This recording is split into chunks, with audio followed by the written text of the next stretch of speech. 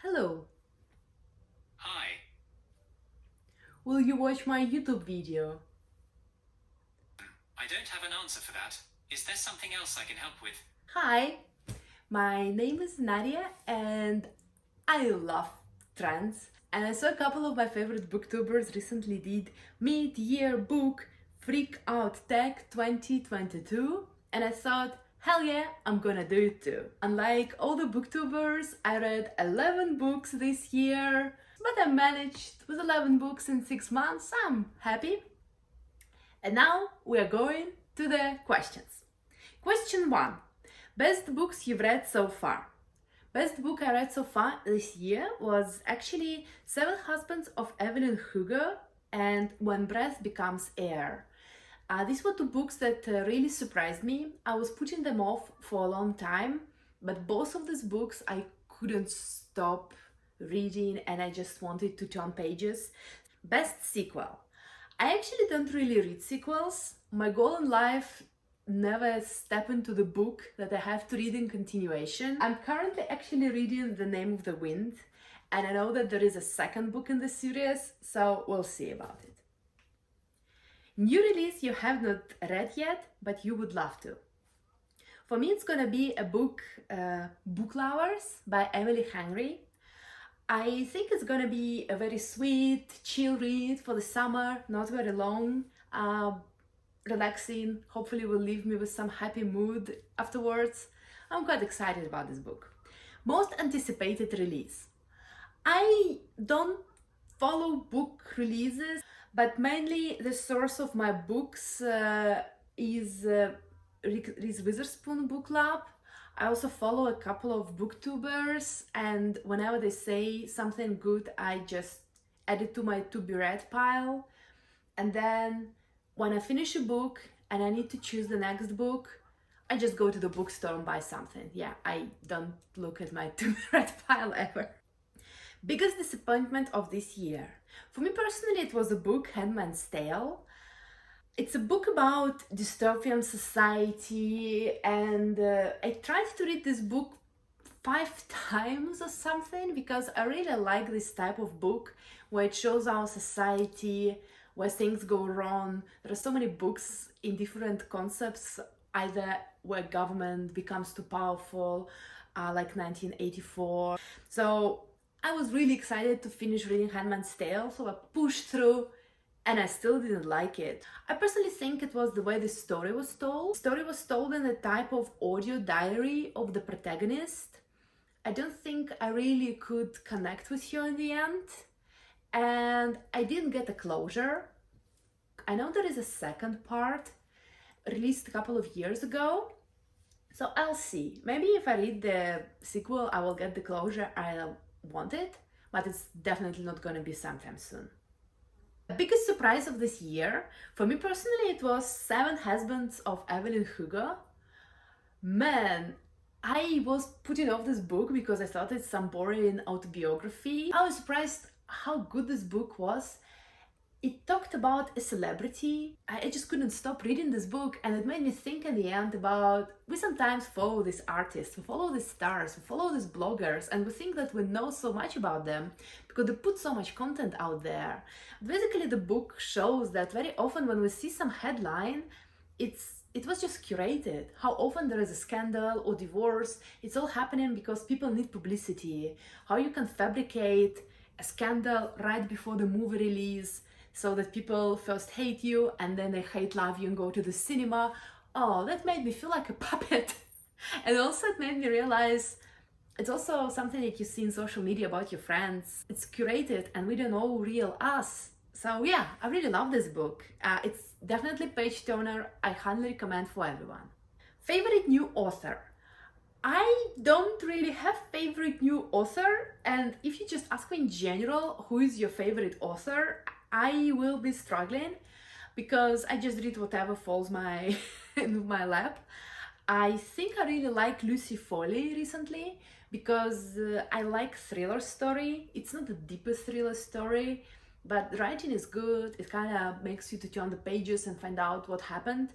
I haven't read Paris Apartment yet. It's the latest released by Lucy Foley, so I'm curious to check it out. In terms of authors, I really think I would have liked Sally Rooney. From what I hear, sounds like I could vibe with this type of book.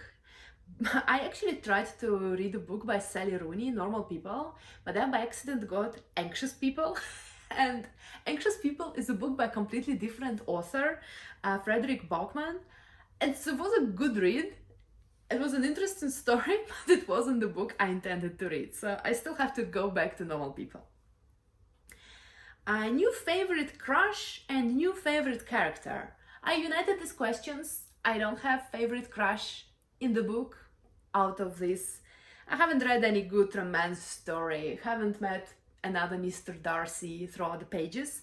But if I have to talk about favorite character or protagonist for which I really root for, I think it would be the book that I'm currently reading actually, The Name of the Wind. The protagonist is a boy, and while learning about his story, I imagine he will later grow up and become a man. Gosh, it's so interesting. I really want to know this character and I want to root for him. Book that made you cry. For me, it will definitely be book When Breath Becomes Air.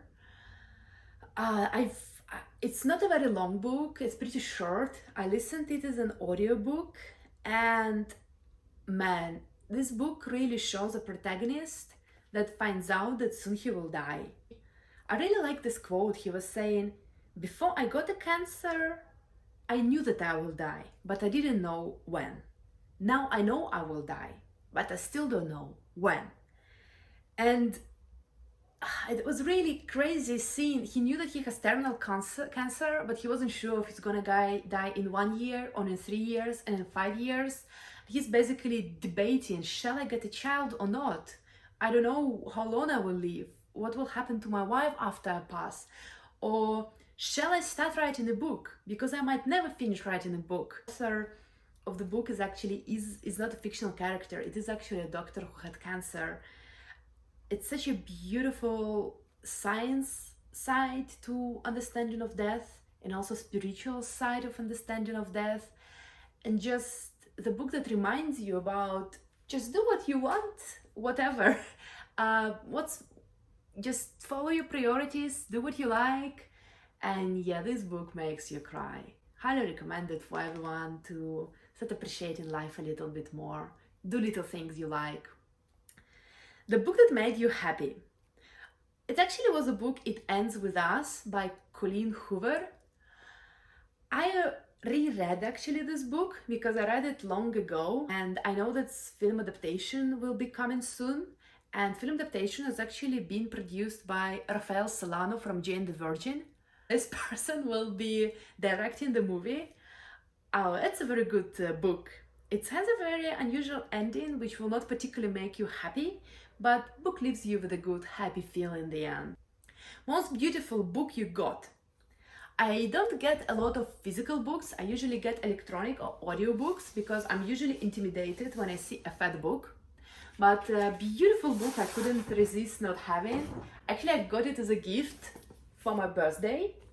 I already own the second book in collection and now finally got first one as a gift.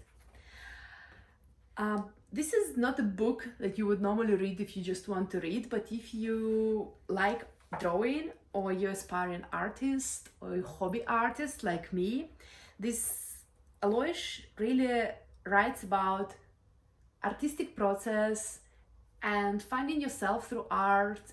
And she talks about art so professionally that once you look at her art or if you read her book, you really get this warm feeling of thinking, I can do it. And I can do it. I can make something nice out of it. I can take beautiful colors and make a yellow person and it will look cool.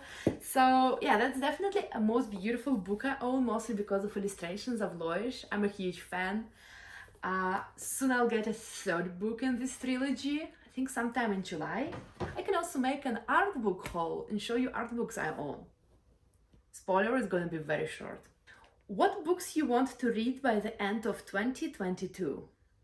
I think I would love to read a book by Christine Hanna, Nightingale. It was released a couple of years ago already, and I really liked another book by Christine Hanna, which was called Great Alone. Oh, that book, it was just a very fat book.